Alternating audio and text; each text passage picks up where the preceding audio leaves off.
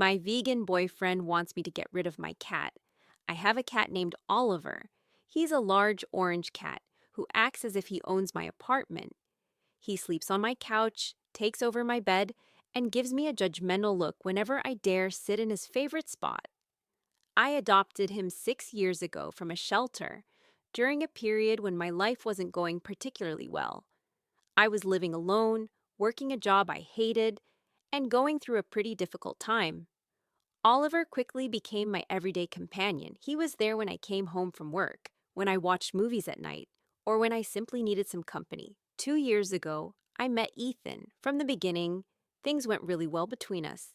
He was smart, funny, and passionate about the causes he cared about. He had also been vegan for several years. I admired his commitment. He was careful about what he consumed, supported animal welfare organizations, and even spent some of his free time volunteering at events organized by shelters. At first, his relationship with Oliver seemed great. He would pet him when he came over, sometimes bring him toys, and even joked that Oliver seemed happier to see him than me. I never imagined he could become a problem in our relationship. The first tensions appeared about a year into our relationship. One evening, while Oliver was eating from his bowl, Ethan asked me what brand of food I bought for him.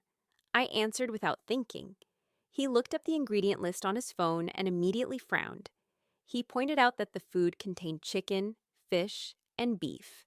At first, I thought he was joking and replied that this was pretty normal for cat food. But he was serious. The discussion that followed lasted nearly an hour. Ethan explained that the pet food industry contributes to animal exploitation and that it conflicted with his beliefs. I reminded him that cats are obligate carnivores and need certain nutrients found in animal proteins. Neither of us changed our mind, and eventually we moved on.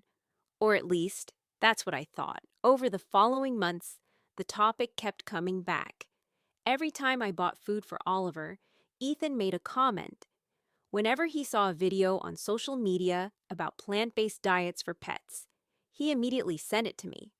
At first, these were occasional discussions. Then they became more frequent. One evening, he came to my apartment carrying several bags of vegan cat food. He explained that he had spent weeks researching the issue and was convinced it was a viable alternative. I thanked him for the thought, but told him I didn't want to experiment with my cat's health. That response triggered the biggest argument we had had since the start of our relationship. After that, the topic quieted down for a while. Then Ethan suggested that we move in together. We had been together for 2 years, we got along well, and it seemed like a natural next step. We started discussing apartments, budgets, and logistics. Everything was going well until the day he asked what we were going to do about Oliver. At first, I thought he meant where we would put the litter box or how we would organize the apartment. But that wasn't what he meant at all. Ethan asked whether I had ever considered finding him another family. For a few seconds, I honestly thought I had misheard him. When he repeated the question, I realized he was completely serious. According to him, living with a carnivorous animal made him uncomfortable. He believed that every purchase of cat food contributed to a system he refused to support. In his view, the best solution was to rehome Oliver. The conversation that followed was particularly difficult. I explained that Oliver wasn't an object that could simply be gotten rid of. I had adopted him 6 years earlier and had committed to caring for him for his entire life. To me, he was family. Ethan replied that some beliefs require sacrifices. I pointed out that the sacrifice he was proposing wasn't his, but mine. The following days were tense. We kept talking about the issue without finding common ground.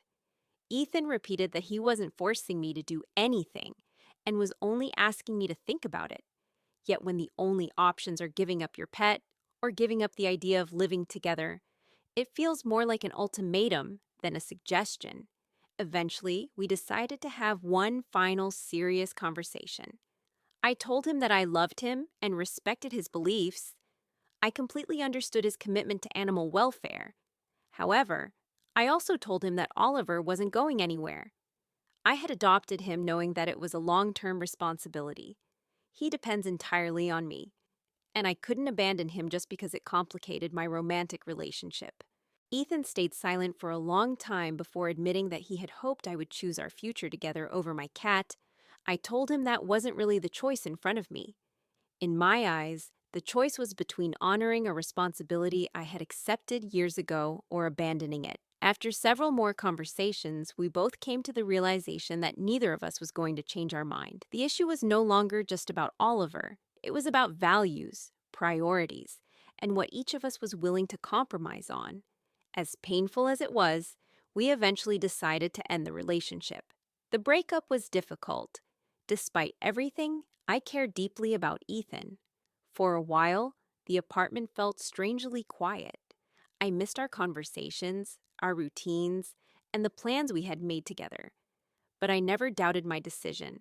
One evening, a few weeks after the breakup, I was sitting on the couch thinking about everything that had happened. Oliver jumped up beside me, curled into a ball, and immediately fell asleep against my leg. Looking down at him, I realized that I had made the only choice I could live with. Relationships sometimes end because two people want different things. It hurts, but that's life. Adopting an animal, however, is a commitment. When I brought Oliver home 6 years ago, I promised to take care of him for the rest of his life. I intended to keep that promise. Today, I'm single, and Oliver continues to rule the apartment like the furry orange dictator he has always been. Honestly, I think that's exactly how he likes it. Story 2.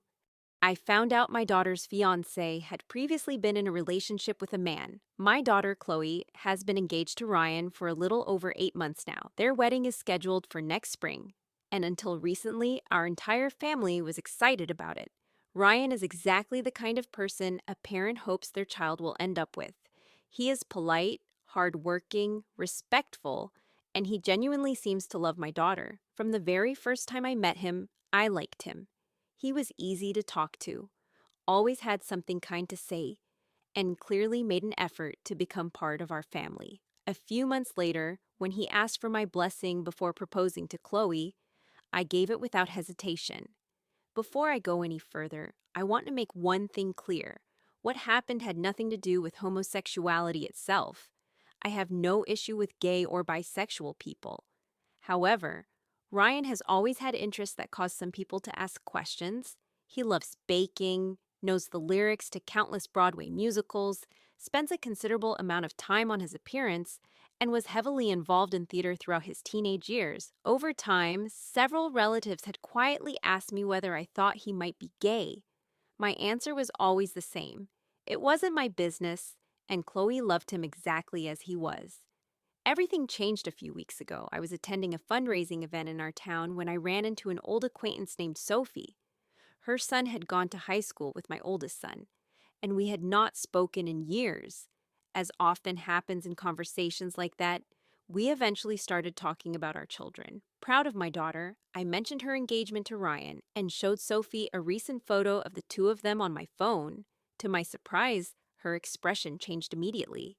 She looked genuinely caught off guard. I asked if she knew Ryan. After a few moments of hesitation, she told me she had no idea he was engaged to a woman. Naturally, I asked what she meant. Sophie then explained that her son, Thomas, is gay and that he had dated Ryan for nearly 2 years when they were younger. At first, I assumed she had mistaken him for someone else. Ryan is not exactly an uncommon name, and there had to be some misunderstanding. However, Sophie pulled out her phone and showed me several old social media photos from years earlier. There was absolutely no doubt. The pictures showed Ryan and Thomas together in ways that left no room for interpretation. They were holding hands, kissing, posing together on vacations, and appearing in photos exactly like any other couple would. The pictures were about 6 years old. Ryan was not tagged in every photo, but it was unmistakably him. Sophie seemed almost uncomfortable showing them to me. She apologized several times and assured me that she had assumed everyone already knew. I went home feeling unsettled. The entire evening, I couldn't stop thinking about what I had seen. When I told my wife about it, her reaction was similar to mine. It wasn't the fact that Ryan had once been in a relationship with a man that concerned us. What worried us was the possibility that Chloe had no idea about this part of his past. After several hours of discussion, We eventually agreed that she deserved to know. We were convinced we were doing the right thing. The following day, we invited Chloe over for dinner. After the meal, we sat down in the living room and I carefully explained what I had learned. I told her about meeting Sophie, about the photographs, and about what they appeared to reveal. I expected surprise, maybe even concern. What I absolutely did not expect was her reaction. The moment I finished explaining, she became angry. Not mildly upset, truly angry. She accused me of digging through Ryan's past and trying to create problems where none existed. I tried to explain that I had not gone looking for this information and that it had simply been brought to me. The more I tried to justify myself, the more upset she seemed to become. At one point, I told her that I simply wanted to make sure she knew the full story before getting married. That was when she started crying. My wife tried to calm her down, but it only made things worse. Chloe looked at us as though we had betrayed her. Then she said something that completely changed the situation. Do you really think I don't know? The silence that followed was overwhelming. She went on to explain that Ryan had told her about that relationship during the first few months they were dating. He had never tried to hide it. He had openly told her that he had dated both men and women before meeting her. Chloe had known everything from the very beginning. To her, it had never been a problem and had never changed the way she felt about him. In that moment, I realized how wrong I had been. Throughout the entire situation, I had convinced myself that I had uncovered some secret that could change my daughter's life. In reality, I had discovered nothing at all. I was simply the last person to learn about it. Chloe stood up, and before leaving, she asked me a question that stayed in my mind for days afterward. Did it ever occur to you that I might know my own fiancé better than you do? I didn't have an answer. For the next week, she refused to speak to us. The wedding plans continued, but our relationship had become strained. As the days passed, I began to realize that, despite my good intentions, I had acted as though my daughter was incapable of making her own decisions. Eventually, after several days of silence, we managed to meet at a coffee shop. This time, I didn't try to explain myself or defend my actions. I simply apologized. I told her that my concern had been genuine, but that I should have trusted her more. I had assumed she was unaware of something important, without ever considering that she might already know. To my surprise, she accepted my apology. She admitted that she understood why we had been worried, even if we had handled the situation poorly. The conversation didn't erase what had happened, but it allowed us to move forward. Today, the wedding is still happening. Ryan and Chloe seem happier than ever, and our family has gradually found its balance again.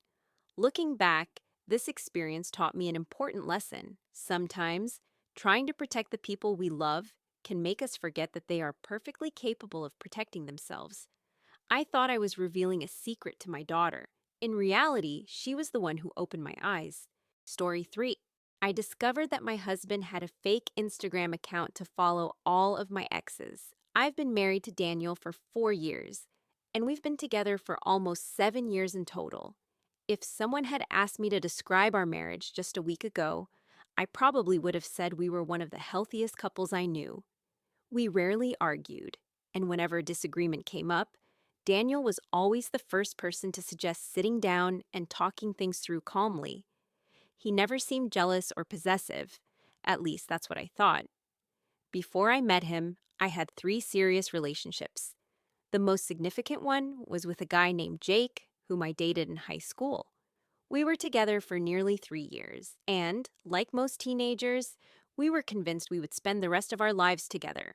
When he broke up with me, I was devastated. But that was over a decade ago. The other 2 relationships were far less important and ended without much drama from the very beginning. I was completely honest with Daniel about my past. He knew the basic story behind each relationship, and he never seemed particularly bothered by any of it. That's exactly why what happened last weekend caught me completely off guard. We were spending a quiet Saturday at home, watching a show while a storm rolled through outside. At one point, Daniel went upstairs to take a shower and left his phone on the coffee table. We have a silly habit where, if one of us leaves a phone unattended, The other will sometimes take a ridiculous selfie and post it to our story. I picked up his phone, intending to continue the tradition. The moment I opened Instagram, however, something felt off. I wasn't logged into Daniel's usual account. Instead, I found myself on a profile belonging to someone named Michael Carter. The account had almost no posts, a generic landscape profile picture, and very few followers. At first, I assumed it was some sort of backup account. Then I looked at the list of people it followed. My stomach immediately dropped. The first names I recognized were my 3 ex-boyfriends. Then I saw several male coworkers. After that came old college friends, former classmates, and men I had known at different points throughout my life. The more I scrolled, the worse it became. At one point, I even found Jake's wife among the accounts. I sat there staring at the screen, trying to understand what I was looking at. I put the phone back exactly where I found it before Daniel came downstairs. The rest of the evening felt surreal. We finished our show, ordered takeout, and talked about completely normal things while my mind raced in the background. Why would he create a fake account? Why was he following so many men connected to my past? Why use a fake name? Why hide it from me? The questions kept multiplying. I barely slept that night. The next morning, I finally asked him a simple question. Did he have a second Instagram account? The look on his face told me everything before he even spoke. He froze for a second and then quietly asked how I had found it. In that moment, I knew the account really was his. At first, Daniel tried to downplay the situation. According to him, it was just a secondary account he used to browse without attracting attention. He claimed there was nothing unusual about it and that he occasionally looked at people's profiles out of curiosity. But the more questions I asked, the more his explanations started falling apart. I asked why all 3 of my exes were on the account. Then I asked why so many male coworkers and former friends were there as well. His answers became increasingly vague. Eventually, after nearly an hour of uncomfortable conversation, he admitted that he wasn't simply checking their profiles from time to time. For years, he had been regularly monitoring them. He followed their vacations, relationships, career changes, and major life events. He knew things about some of these men that even I didn't know. He knew where Jake and his wife had spent their anniversary the previous year. He knew one of my former coworkers had recently gotten divorced. He knew another had moved across the country for a new job. I was already disturbed, but what came next was even worse. When I asked why he was also following Jake's wife, Daniel suddenly became emotional. That's when he admitted something I never would have guessed. The Michael Carter account wasn't the only fake profile he had created. Over the years, he had made several different accounts. And with some of them, he had actually contacted people from my past. Not in a threatening or aggressive way, but under completely false identities. He told me he wanted to know what they really thought about me, whether they regretted losing me, whether they had been happier after our relationships ended. One of my exes had apparently exchanged messages with him for weeks without ever realizing he was talking to my husband. As Daniel continued explaining, I felt like I was listening to a stranger. This was no longer simple curiosity or insecurity. It sounded obsessive. When I told him that this behavior crossed every reasonable boundary, he immediately became defensive. According to him, I was overreacting. He insisted that he had never intended to hurt anyone and argued that everyone looks people up on social media. I told him there was a massive difference between occasionally checking someone's profile and spending years creating fake identities to secretly monitor people. The conversation quickly turned into an argument. The more I explained how uncomfortable and betrayed I felt, the more convinced he seemed that I was the problem. At one point, he even accused me of caring more about my exes than about his feelings. That comment genuinely hurt. I was trying to understand why my husband had spent years secretly investigating my past, and somehow I was being made to feel guilty for questioning it. The argument lasted for hours before Daniel packed a bag and left to stay with his brother. It's been almost 2 weeks now. We've spoken several times since then, but every conversation ends in exactly the same place. He still refuses to acknowledge that his behavior was inappropriate and continues insisting that I turned a harmless habit into a marital crisis. Meanwhile, I can't stop thinking about what I discovered. The hardest part isn't even the fake accounts themselves. It's realizing that someone I've shared my life with for 7 years was hiding an entire side of his personality that I never knew existed. Every conversation we've ever had about trust and honesty suddenly feels different when viewed through this new lens. Right now, I honestly don't know what happens next. Part of me wants to believe that we can work through this and eventually rebuild the trust that has been damaged. Another part wonders whether trust can truly return after something like this. I thought I had stumbled across a secret Instagram account. Instead, I uncovered years of deception that I never saw coming. And the more I think about it, the more I find myself wondering what else I still don't know about the man I married.